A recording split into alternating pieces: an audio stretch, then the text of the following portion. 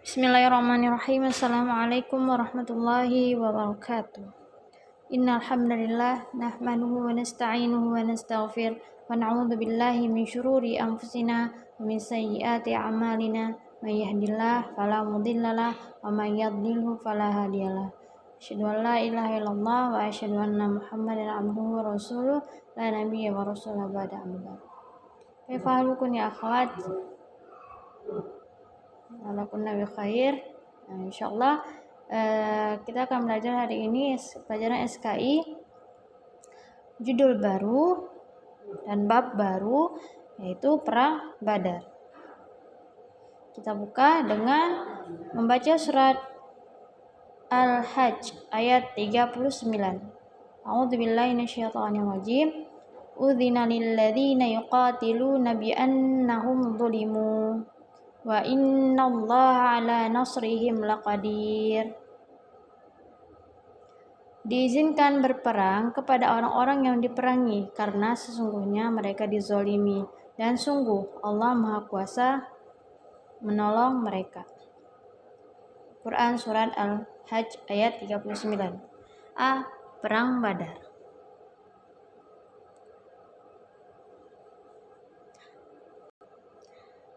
Ketika Allah mengizinkan nabinya dan kaum muslimin berperang, mereka segera menyiapkan kekuatan guna menghentikan permusuhan kaum Quraisy maupun kelompok lainnya yang seperti mereka, sekaligus menunjukkan kemampuan mengambil kembali hak-hak yang telah dirampas sebelumnya, dan dengan izin Allah Subhanahu wa taala terjadi perang Badar.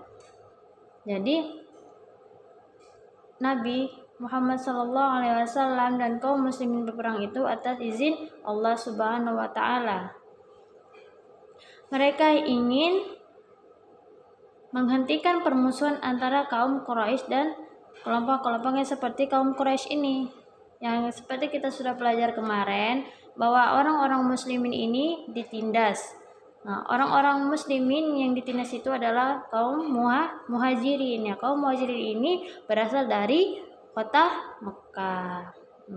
Jadi di sini Rasulullah Shallallahu Alaihi Wasallam meminta izin kepada Allah untuk berperang, untuk mengambil hak-haknya kaum muhajirin. Apa aja hak-haknya? Keluarganya dan barang-barangnya. Jadi barang-barang yang ditinggalkan kaum muhajirin di Mekah itu dirampas oleh pimpinan kaum Quraisy. Dan sampai juga anak dan istrinya juga diambil sama kaum Quraisy. Selanjutnya,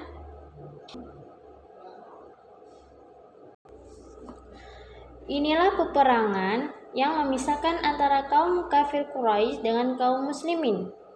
Peristiwa ini berawal dari lepasnya kafilah dagang Quraisy yang menuju Syam dari pengintaian yang diinstruksikan Rasulullah Sallallahu Alaihi Wasallam. Jadi ini peperangan ini yang mengakibatkan perpisahan antara kaum kafir Quraisy dengan kaum muslimin. Dari sini awal mulanya. Jadi kafilah ini, apa itu kafilah?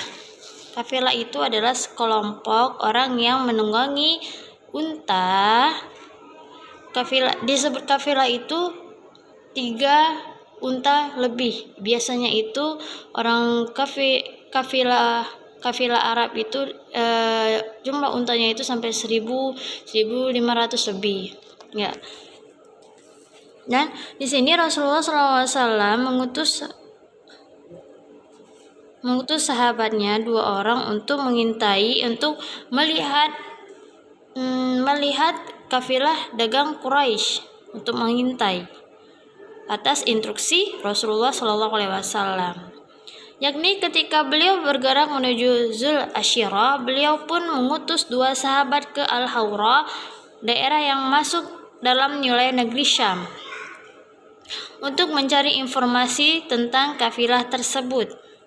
Ketika berpapasan dengan mereka, kedua sahabat tadi kembali ke Madinah. Jadi kedua sahabat tadi diutus Rasulullah untuk mengintai, untuk melihat kafilah dagang Quraisy. Maksudnya untuk melihat jejak-jejak mereka ketika mereka menuju ke Syam. Nah, ketika hampir sampai ke Syam, mereka kembali lagi ke Madinah. Kemudian Rasulullah SAW mengumpulkan kaum muslimin untuk menghadangnya, maka berkumpullah sejumlah 313 orang. Jadi apa yang dibawa kafilah Quraisy ini? Kafilah Quraisy ini pada saat itu membawa barang harta kaum muhajirin yang kaum muhajirin tinggalkan di Mekah pada saat mereka pergi ke Madinah. Jadi saat itu kafilah itu sedang membawa barang-barang kaum muhajirin.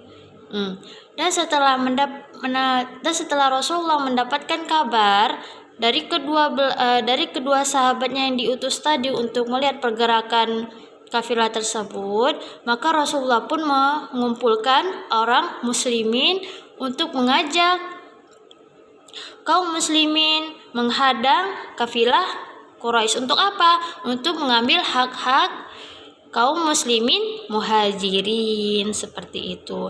Dan Rasulullah pun tidak mengharuskan, dan alhamdulillah terkumpul 313 orang yang mau ikut menghadang. Jelas ya? Selanjutnya, Rasulullah SAW berangkat dari Madinah menuju Badar. Badar ini adalah nama tempat, yakni suatu tempat yang berjarak 155 km di barat daya Madinah, dikelilingi gunung-gunung yang tinggi dari segala penjurunya. Rute kafilah-kafilah dagang utama dari Mekah dan Syam biasanya melintasi kawasan yang pegunungan ini. Di sekitar sini terdapat tempat-tempat yang bisa disinggahi, juga ada sumur-sumur mata air dan pepohonan kurma. Jadi orang-orang kafilah-kafilah dagang utama itu sering melewati sini karena ada tempat singgahan dan ada juga mata air yang bisa diambil airnya untuk minum dan untuk kebutuhan lainnya. Kafilah-kafilah tersebut umumnya singgah dan tinggal sementara waktu di sana selama beberapa hari, maka tidaklah sulit bagi kaum muslimin untuk mengepung mereka dengan memanfaatkan celah-celah bukit setelah rombongan kafilah memasuki kawasan tersebut. Jadi di sana pun juga banyak bukit-bukit, dan jadi kaum muslimin itu tidak sulit untuk mengepung mereka. Karena apa? Karena memanfaatkan tempat-tempat seperti celah-celah bukit untuk melihat pergerakan kafilah-kafilah tersebut ya. Kemudian lalu akan dengan mudah memaksa mereka menyerah.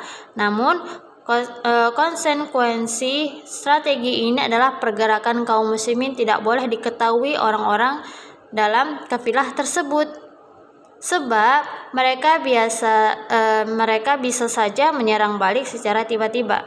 Jadi strategi ini tidak boleh diketahui oleh musuh. Musuhnya siapa? Orang kafilah Quraisy. Jadi mereka ini harus sangat-sangat hati-hati. Kalau sampai terdengar atau sampai melihat, maka mereka pun siap untuk berperang. Dan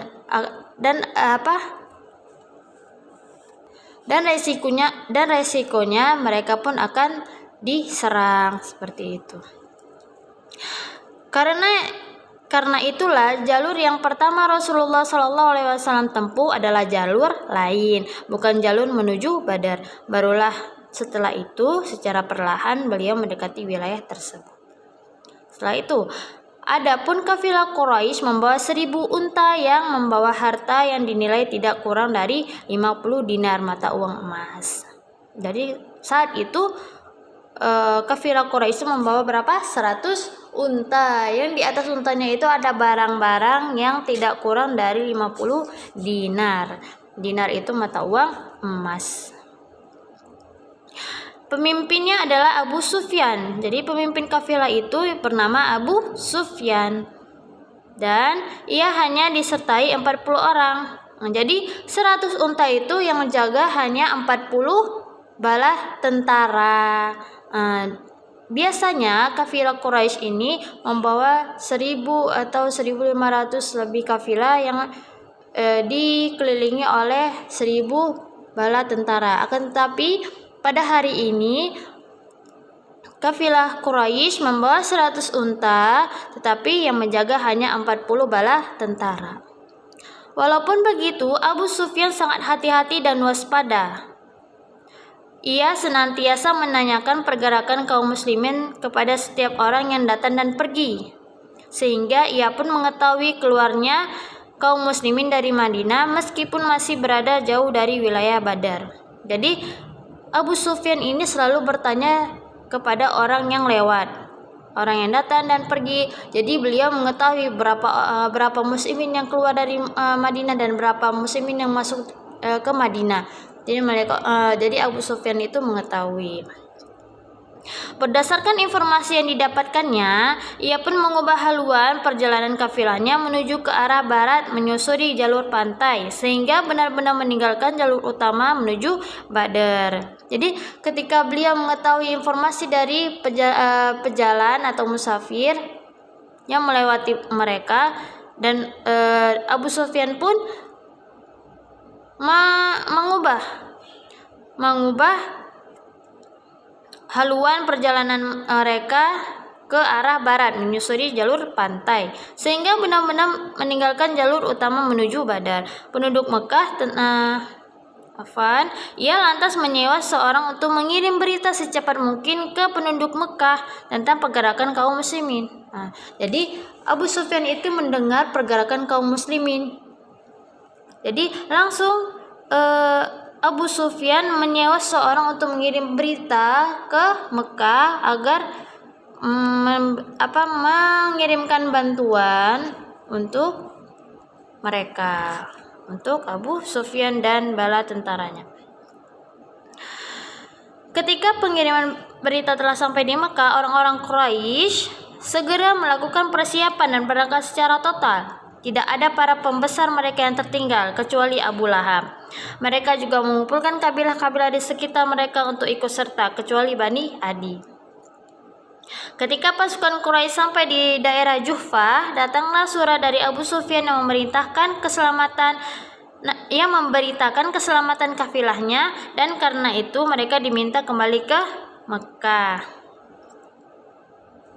Ketika pasukan Quraisy sampai di daerah Juhfah, datanglah surat dari Abu Sufyan memberitakan apa? Akan keselamatan kafilahnya, bahwa kafilah mereka itu tidak ada sedikit pun tidak mendapatkan penyerangan dari kaum muslimin, dan karena itu mereka itu diminta oleh pimpinan Mekah ini untuk kembali ke Mekah. Orang-orang berkeinginan untuk kembali sebagaimana saran Abu Sufyan, tetapi Abu Jahal tidak menyetujuinya dengan sikap angkuh dengan penuh dendam. Jadi Abu Sufyan ini ingin mereka itu kembali ke Mekah, akan tetapi Abu Jahal tidak mau kembali karena dia ingin menyerang orang-orang muslimin dengan sikap angkuhnya dan penuh dendam.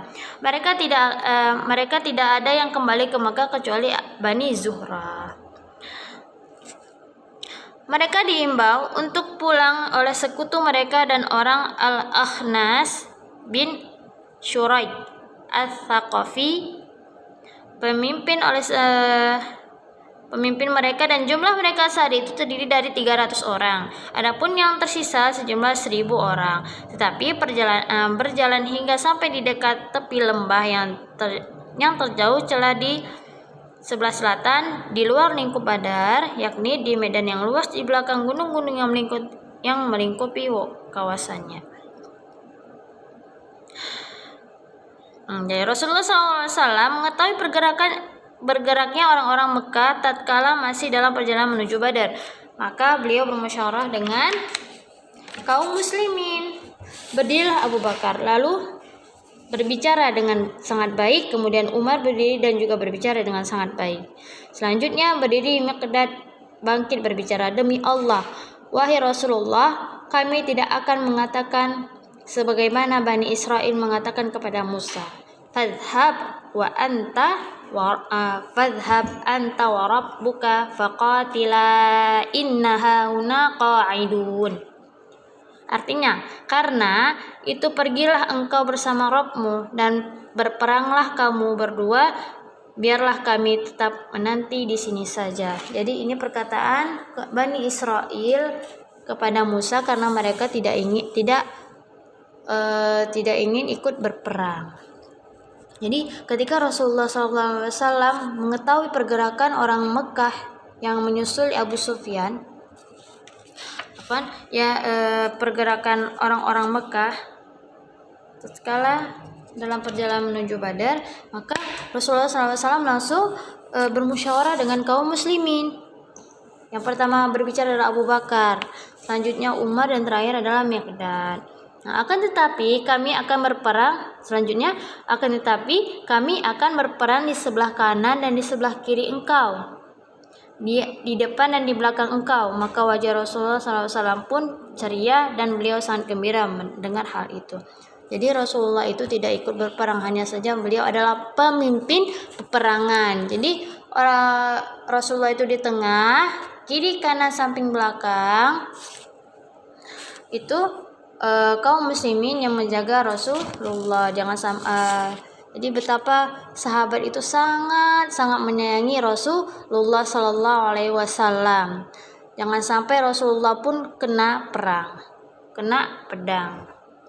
Kemudian Nabi Sallallahu Alaihi Wasallam berkata, "Berilah aku saran wahai kaum muslimin." Sa'ad bin Mu'adz,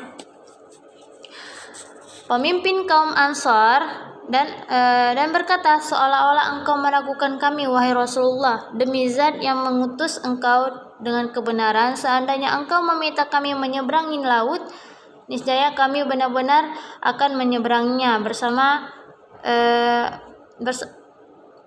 bersama engkau tanpa ada seorang pun dari kami yang tertinggal. Sungguh kami tidak akan gundah jikalau harus bertemu pasukan musuh besok. Kami benar-benar mampu bersabar dalam peperangan dan jujur dalam pertempuran. Mudah-mudahan Allah memperlihatkan sesuatu dari kami yang bisa menenangkan hati engkau. Maka majulah bersama kami atas berkah Allah." Jadi Sa'ad bin Mu'adz ini memotivasi Rasulullah Sallallahu Alaihi Wasallam betapa para sahabat ini ingin ikut berperang bersama Rasulullah Sallallahu Alaihi Wasallam. Sa'ad juga berkata, "Demi Zat yang mengutus engkau dengan kebenaran, seandainya engkau memaju kendaraan menuju Barkal Gimad, kami pasti akan mengikuti engkau." Jadi sahabat ini sangat setia dengan Rasulullah Sallallahu Alaihi Wasallam. Kemanapun Rasulullah Sallallahu Alaihi Wasallam pergi, maka mereka pun mengikutinya.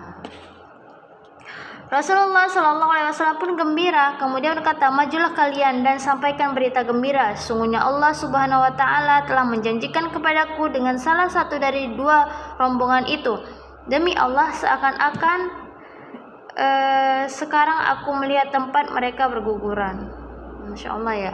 Jadi Rasulullah ini sudah melihat seakan-akan beliau melihat tempat-tempat mereka berguguran, ya, berjatuhan ketika berperang. Kemudian Nabi Shallallahu Alaihi Wasallam bergerak menuju Badar dan beliau sampai di sana pada malam itu juga. Pada waktu itu juga pun kaum kafir Quraisy pun sampai. Beliau berhenti di suatu kawasan Badar tidak jauh dari tepi lembah yang terdekat celah sebelah utara. Al-Khattab bin Al-Munzir menyarankan kepada beliau supaya terus bergerak dan berhenti di tempat yang jaraknya paling dekat dengan sumber air dibandingkan posisi musuh. Jadi sahabat yang bernama Al-Khattab bin Munzir ini menyarankan orang-orang muslimin untuk untuk mengambil posisi dekat dengan sumber mata air. Kaum muslimin bisa membuat satu kolam yang cukup untuk menampung air sebagai pembekalan mereka. Di samping dapat mengeringkan sumur-sumur yang ada, hal itu agar musuh tidak memiliki persediaan air. Beliau pun menerima saran tersebut. Jadi ini adalah strategi peperangan. Jadi kaum muslimin ini mengambil posisi yang dekat dengan mata air agar apa? Agar musuh tidak dapat mata air.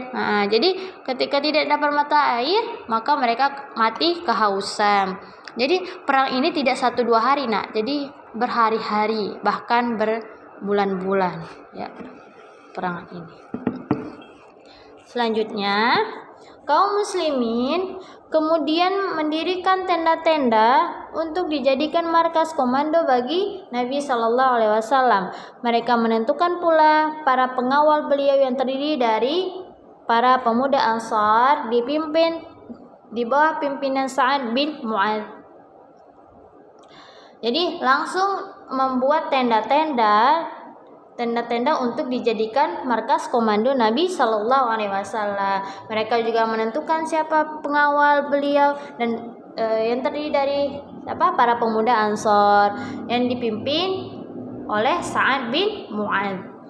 Lanjut, lalu Rasulullah Shallallahu Alaihi Wasallam mempersiapkan pasukan dan berkeliling di medan perang seraya berisyarat dengan tangannya pada titik-titik tertentu sambil berkata, ini akan menjadi tempat tewasnya fulan dan ini tempat tewasnya fulan besok insyaallah. Masya Allah, ya. Rasulullah berkata seperti itu. Ini akan menjadi tempatnya fulan tewas dan ini akan menjadi tempat fulan tewas insyaallah. Pada malam itu Nabi Shallallahu Alaihi Wasallam banyak mengerjakan sholat sementara di hadapan beliau ada sebatang pohon kurma untuk dijadikan sutra.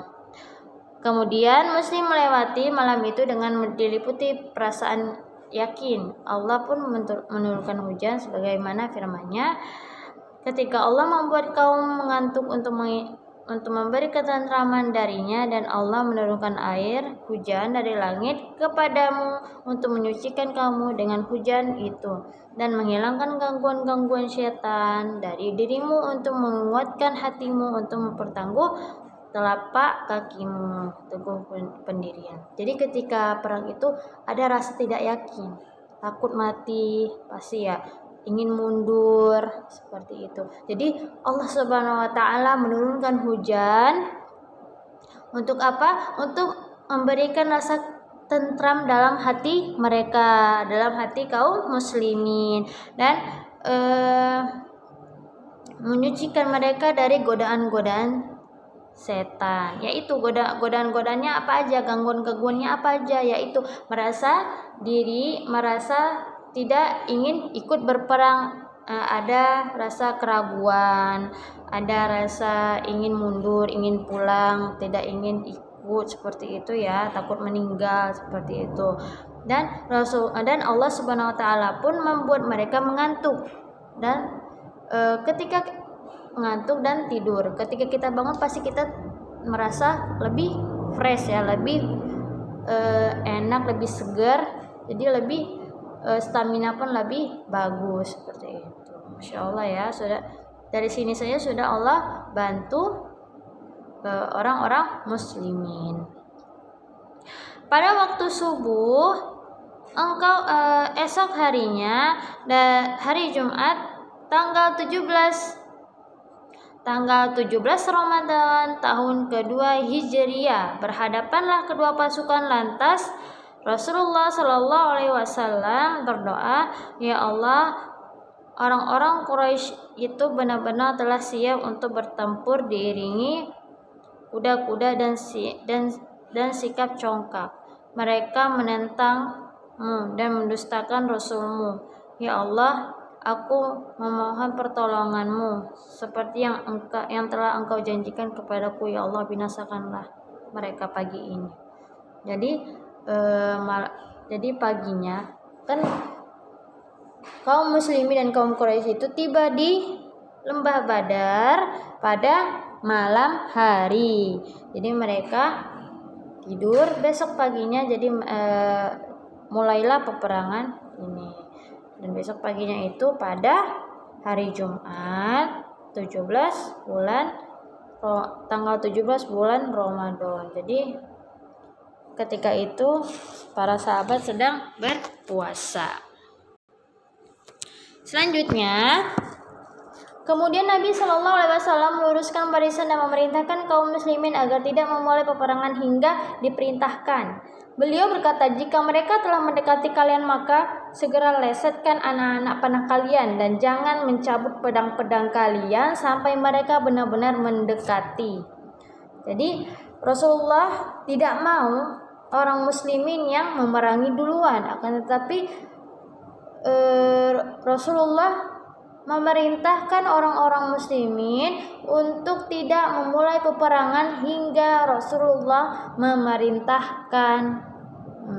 Dan beliau juga berkata, jika mereka tidak mendekati kalian, jika kalian telah mendekati kalian, lesetkanlah anak-anak panah dan janganlah kalian membuka pedang kalian sampai mereka sangat mendekati kalian. Insyaallah ya. Lalu Nabi Shallallahu Alaihi Wasallam kembali ke kemah disertai Abu Bakar radhiyallahu anhu.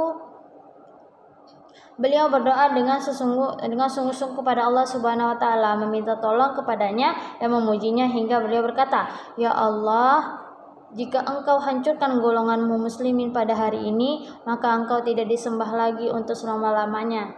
Ya Allah, jika engkau menghendaki itu, maka engkau tidak akan disembah setelah hari ini. Jadi Nabi SAW sangat meminta pertolongan kepada Allah. Jika hari ini orang muslimin meninggal semuanya, maka tidak ada yang menyembah Allah setelah hari ini, hari di mana terjadinya perang Badar. Ya.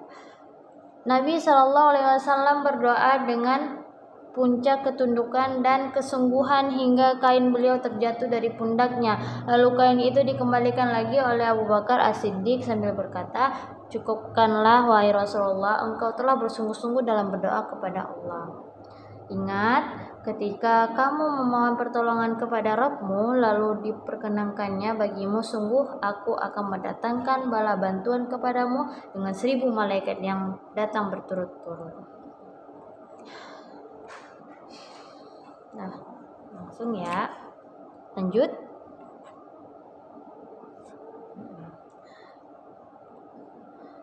Pertarungan dan peperangan.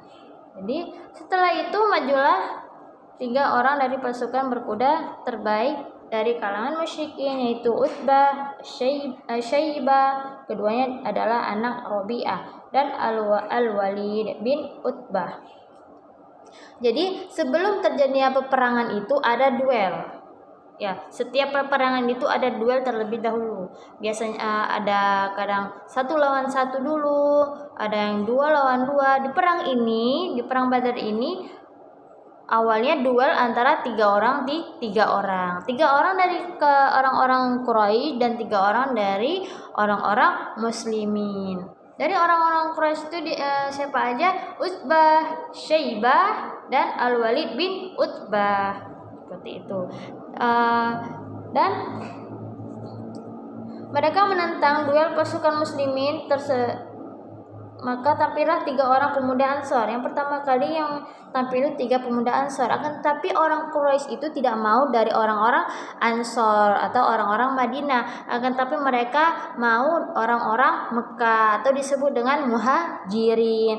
Dan keluarlah Ubaidah bin Al-Harits, Hamzah, dan Ali. Langsunglah terjadilah duel. Setelah itu terbunuhlah Syaibah dan Ali membunuh Al-Walid. Sementara antara Ubaidah dan Utbah saling tebas, keduanya saling menikam. Kemudian Ali dan Hamzah menyerang Utbah Lalu membunuhnya Ubaidah dipapah dalam keadaan terpotong satu kakinya. Jadi Hamzah dan Ali berhasil membunuh orang-orang Quraisy. Hamzah membunuh siapa tadi? Hamzah membunuh Syaibah, Ali membunuh Al-Walid, sedangkan Ubaidah ditolong. Hamzah dan Ali membunuh siapa nak? Membunuh Utbah. Akan tapi Ubaidah qadarullah ma syafa'ala, kakinya terpotong. Kakinya satu terpotong. Ya. Dan ia pun meninggal beberapa hari setelah itu di daerah Asy-Syafrah dalam keadaan pulang ke Madinah. Ya. Dan beliau juga Ubaidah pun meninggal ya pada saat perjalanan ke Madinah. Perjalanan pulang ke Madinah. Orang-orang musyrikin jengkel dalam hasil pertarungan satu lawan satu itu. Jadi orang musyrikin tidak ada yang menang. Jadi orang muslimin yang menang semuanya ya. Mereka pun jengkel dan ingin membalas orang-orang muslimin.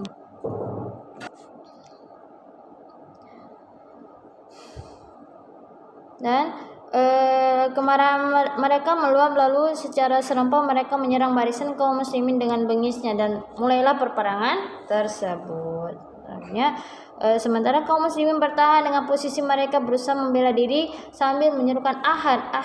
Apa itu ahad? Maksudnya satu. Maksudnya kembali ke Allah. Itu disebut itu biasanya seruan tauhid ya. Seruan tauhid. Ahad satu. Ketika Rasulullah benar-benar merasa kantuk, beliau mengangkat kepala dan berkata, "Bergembiralah wahai Abu Bakar, telah datang kepadamu pertolongan Allah. Inilah Jibril yang memegang kendali kudanya dan memacukan di atas kaki-kaki yang berdebu." Ketika itu Allah benar-benar menurunkan bantuan kepada muslimin. Berapa? 1000 malaikat yang berbondong-bondong.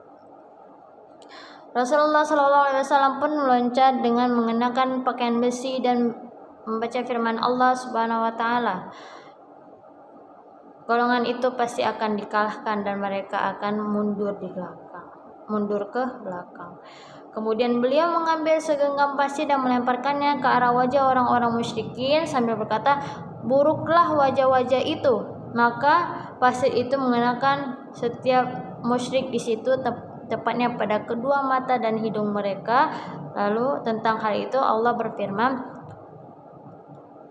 "Dan bukan engkau yang melempar ketika engkau melempar, tetapi Allah yang melempar." Selanjutnya Rasulullah SAW berseru memerintahkan kaum muslimin untuk menyerang kaum musyrikin. "Serbu!" Beliau membangkitkan semangat mereka untuk berperang. Serangan semakin gencar berkat munculnya beliau di tengah-tengah mereka. Terlebih beliau turut berperang di hadapan mereka. Mulailah mereka mengubah formasi barisan dan menebas leher-leher musuh.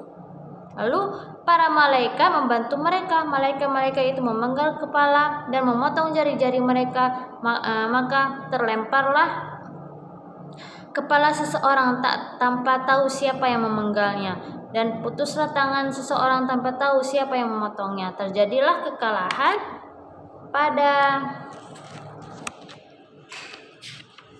pada pihak musyrikin. Jadi ketika itu Allah Subhanahu wa taala menurunkan 1000 malaikat untuk membantu orang-orang muslimin yang berjumlah 313 orang. Insyaallah ya. Dan ketika itu ada yang terpotong kepalanya, terpenggal kepalanya, tiba-tiba jarinya putus, tiba-tiba tangannya putus. Itu tampak terlihat siapa yang memotongnya, karena itu adalah malaikat yang sedang ikut berperang. Insyaallah ya. Kalau kita bayangkan, insyaallah mengerikan sekali. Subhanahu wa ta'ala. Ini adalah Ini adalah bantuan dari Allah Subhanahu wa taala. Hingga mereka lari guna menyelamatkan diri. Kaum muslimin akhirnya memukul mundur mereka sehingga sebagian musuh berhasil dibunuh dan sebagian lagi berhasil ditawan. Jadi orang-orang yang misalnya seperti ini ya, musyrikin kalah. Sebagian mereka menyelamatkan diri dan sebagian lagi ditangkap. Dan orang-orang yang ditangkap ini, ketika musuh-musuh yang ditangkap ini disebut dengan tawanan. Pada pertempuran ini iblis benar-benar hadir dalam sosok Suraqah bin Malik bin Ju'sham yang mendukung pasukan kaum musyrikin dan memberikan semangat kepada mereka dalam memerangi kaum muslimin. Namun ketika melihat sepak terjang para malaikat, ia segera berbalik ke belakang, lari menuju Laut Merah dan menceburkan diri ke dalamnya. Jadi iblis pun juga ikut ketika melihat 1000 malaikat, maka dia pun kembali ke Laut Merah dan menyemburkan dirinya. Terbunuh Abu Jahal.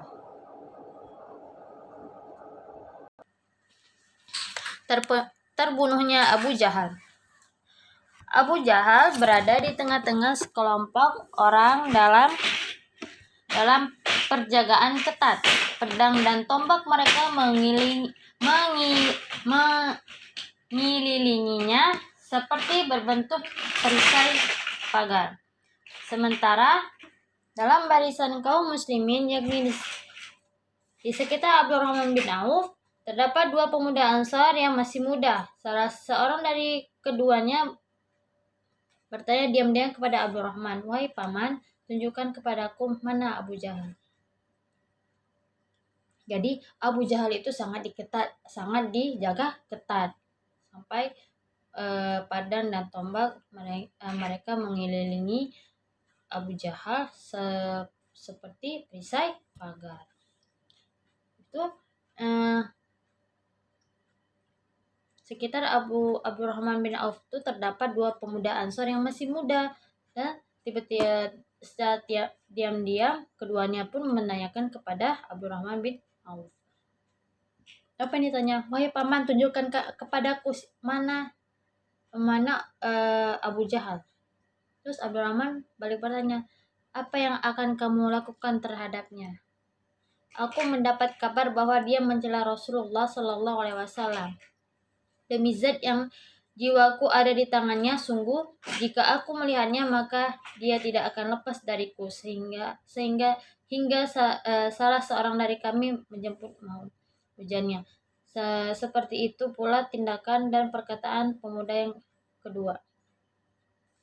Ketika dua pasukan tersebut sudah tercerai-berai, Abdurrahman melihat Abu Jahal berputar-putar tidak jauh dari tempatnya berdiri. Kemudian ia melihat 2 pemuda yang bertanya tadi bergerak cepat menghadang Abu Jahal dengan pedang hingga mereka membunuhnya. Salah seorang dari mereka menebas betisnya, kemudian yang seorang lagi menikamnya beberapa kali hingga tidak memberikan kesempatan bernafas.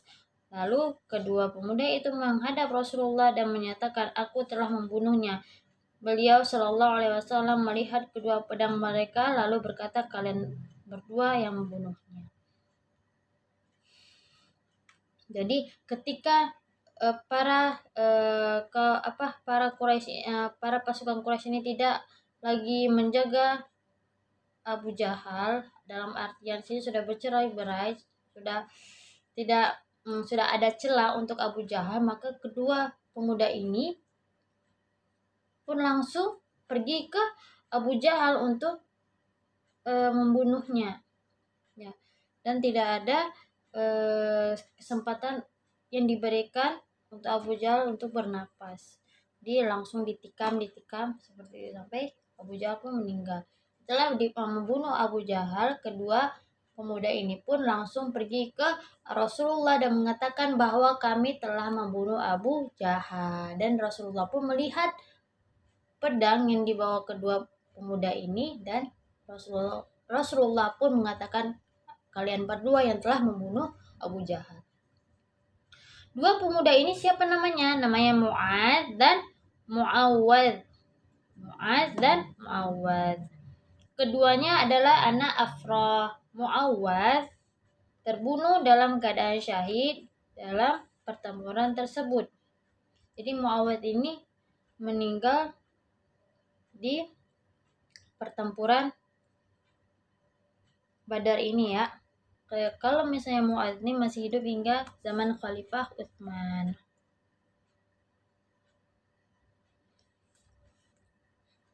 Dan Rasulullah SAW memberikan kepada harta rampasan perang yang didapat dari Abu Jahal. Seusai peperangan, orang-orang bergegas mencari Abu Jahal. Abdullah bin Mas'ud pun menemukan dalam keadaan sakarat. Ia menginjakkan kakinya di leher Abu Jahal dan menarik jenggotnya agar dengan mudah dapat memenggal kepalanya. Lalu sahabat ini bertanya, "Bukankah Allah telah menghinamu, wahai musuh Allah?" Abu Jahal bersuara, "Dengan sebab apa Allah menghinaku? Bagiku mati di tangan kalian bukanlah aib selama yang membunuhku bukan dari kalangan rendahan. Beritahu aku, milik siapakah kemenangan hari ini?" "Milik Allah dan Rasulnya," tegas Ibnu Mas'ud. Abu Jahal menanggapi, "Sungguh, engkau telah melebihi batas padahal engkau hanyalah seorang bocah pengembala kambing." Ketika melihat jasad Abu Jahal, Rasulullah berkata, "Allah Maha Besar, segala puji bagi Allah yang telah menepati janjinya dan menolong hambanya serta dengan sendirinya telah mengalahkan musuh." Beliau pun berkata, "Dia adalah Fir'aun umat ini." Jadi Abu Jahal ini adalah pimpinan kaum-kaum Quraisy yang sangat bengis, yang sangat jahat sekali, yang suka merampas harta-harta kaum Quraisy. Dan Rasulullah pun berkata, "Dialah Fir'aun umat ini." Apa itu Fir'aun? Pemimpin yang sangat zalim terhadap rakyatnya, seperti itu ya.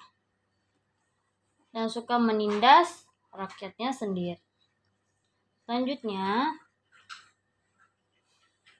jadi yang membunuh Abu Jahal itu adalah dua pemuda yang masih muda sekali, yang bernama Mu'adz dan Mu'awwadz. Selanjutnya, korban kedua belah pihak. Jadi pada peperangan Badar ini ada korban, pasti ada korban ya. Korban perang dari kalangan muslimin itu sebanyak 14 orang. Di antaranya 6 orang muhajirin, 6 orang muhajirin atau muslim Mekah, dan 8 orang Ansor, yaitu muslim Madinah. Selanjutnya, orang Quraisy terbunuh 70 orang dan 70 menjadi tawanan. Mayoritas mereka dikenal sebagai pemberani sejati yang terbunuh dan jadi tawanan. Lalu mayat dari 24 orang di antara para pemberani itu diseret dan dilempar ke dalam sumur yang paling busuk baunya di kawasan Badar. Jadi di lembah Badar itu terdapat sumur. Jadi mayat yang paling busuk baunya itu dilemparkan ke dalam sumur Badar. Rasulullah SAW bermukim di Badar selama 3 hari. Ketika bersiap-siap kembali ke Madinah, beliau mendatangi sumur tersebut dan berdiri di pinggirnya, lalu beliau memanggil nama mereka, "Wahai Fulan bin Fulan, wahai Fulan bin Fulan, tidak ada yang bisa membuat kalian bahagia," kata Rasulullah. "Andai saja kalian mau taat kepada Allah dan Rasulnya, tentu kalian tidak mati secara kafir. Sungguh kami telah mendapatkan apa yang dijanjikan Rob kami. Maka apakah kalian telah mendapatkan kebenaran yang dijanjikan Rob kalian?" Umar lalu bertanya kepada beliau, "Wahai Rasulullah, mengapa engkau berbicara dengan jasad-jasad yang tidak bernyawa lagi?" Beliau menjawab, "Bukan hanya kalian yang bisa mendengar seruanku, mereka juga bisa, hanya saja mereka tidak bisa menjawabnya." Jadi mayat itu sebenarnya mendengarkan, akan tetapi tidak bisa menjawab lagi. insyaallah ya.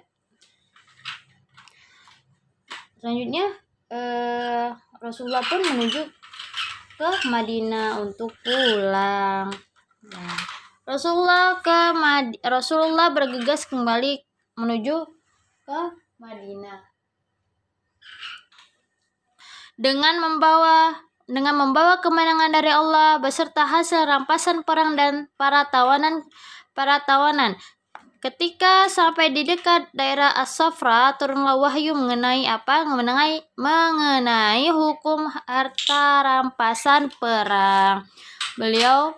Maka beliau mengambil humus, yakni bagian sejumlah 1/5 untuk Allah dan Rasulnya. Jadi Rasulullah mengambil 1/5 dari barang rampasan tersebut. Selebihnya beliau bagi-bagikan kepada orang orang Madinah yang ikut berperang.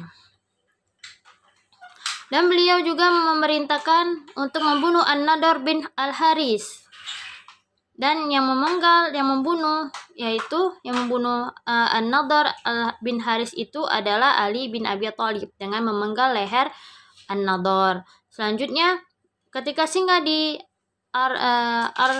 Az-Zubiyah, Rasul pun memerintahkan untuk membunuh Uqbah bin Abi Mu'id dan Hashim bin Thabit al-Ansari yang memenggal leher Uqbah. Namun ada yang mengatakan Ali juga yang memenggalnya. Adapun para pemuka kaum muslimin di Madinah, mereka menyambut Nabi SAW di Ar-Rawha. Kemudian mengiringi beliau menuju Madinah. Beliau masuk ke kota itu dalam keadaan membawa kemenangan berkat pertolongan Allah, sehingga Madinah semoga semua musuh sehingga menjadi semua musuh takut. Walhasil banyak orang yang kemudian masuk Islam, termasuk Abdullah bin Ubay, tokoh munafik yang kemudian dia ini adalah orang yang pura-pura masuk Islam. Karena apa? Karena takut akan dihakimi orang muslimin. Seperti itu. Putusan hukuman bagi tawanan. Jadi tawanan itu ada hukumannya. Barang siapa yang ingin bebas dari kaum muslimin, maka harus membayar 3.000 sampai 4.000 dirham. Ada sebagian dari mereka juga membayar 1.000 dirham, dan barang siapa dan bagi tawanan yang pandai baca tulis, maka harus mengajari 10 pemuda muslim. Tebusannya mengajari 10 pemuda muslim. Dan adapun tawanan yang tidak dipungut biaya sekalipun. Zainab putri Rasulullah yang masih tinggal di Mekah mengirimkan tebusan untuk suaminya yang masih musyrik, Abu al-As, dengan harta yang di dalamnya terdapat kalung peninggalan Khadijah. Ia memasukkan kalung itu ke dalam tebusan bagi Abu al-As. Maka ketika Rasulullah melihat kalung itu, Rasulullah pun merasa sedih dan iba kepadanya, sehingga meminta izin kepada para sahabat agar menantunya ini dibebaskan dari tebusan. Mereka pun menyetujuinya. Selanjutnya Abu al-As dibebaskan dengan syarat harus membiarkan Zainab hijrah ke Madinah. Ia pun membebaskan Zainab hingga wanita ini bisa hijrah ke Madinah. Jadi Zainab ini dia memiliki suami yang masih musyrik, tapi suaminya larangnya untuk hijrah ke Madinah. Jadi tebusannya adalah mengizinkan putrinya Rasulullah atau istrinya Abu al-As ini untuk hijrah ke Madinah. Seperti itu. Selanjutnya yang terakhir, B, pengepungan Bani Qainuqa. Jadi Bani Qainuqa ini Yahudi Bani Qainuqa mulai mendapat kejahatan dan permusuhan kepada kaum muslimin. Rasulullah SAW sudah menasihati mereka, namun mereka malah mengancam, Hai Muhammad, janganlah sombong, hanya engkau mampu memerangi sekelompok orang Quraisy. Mereka orang-orang bodoh yang tidak tahu strategi peperangan. Kami yakin jika kami melawan kalian, niscaya kami akan menang, dan niscaya kalian akan tahu bahwa kami manusia yang sejati, yang pintar berperang. Seperti itu. Jadi saking angkuhnya orang-orang Yahudi Bani Qainuqa sampai mengancam Rasulullah dan kaum muslimin untuk berperang bersama dengan mereka, berperang melawan mereka. Rasulullah pun bersabar dan dalam menanggapinya. Ya, jadi Rasulullah tidak langsung ambil tindakan, tapi bersabar dulu, seperti itu. Namun keberanian mereka itu sudah menjadi-jadi hingga terjadilah kerusuhan di pasar, hingga sampai berujung pertumpahan darah.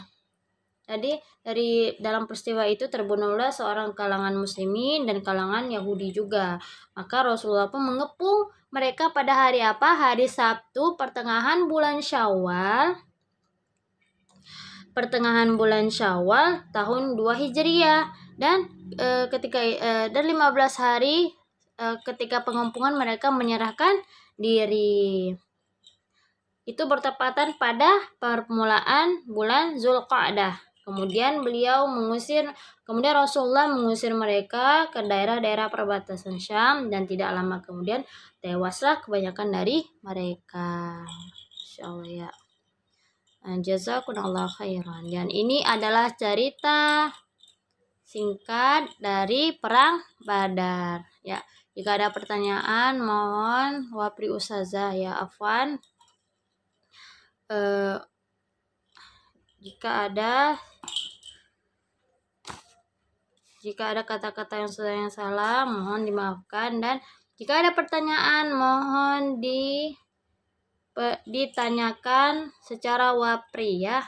Barakallahu fiik. Jazakumullah khair. Semoga antuna sudah mencatat poin-poin penting yang terdapat pada penjelasan tadi ya.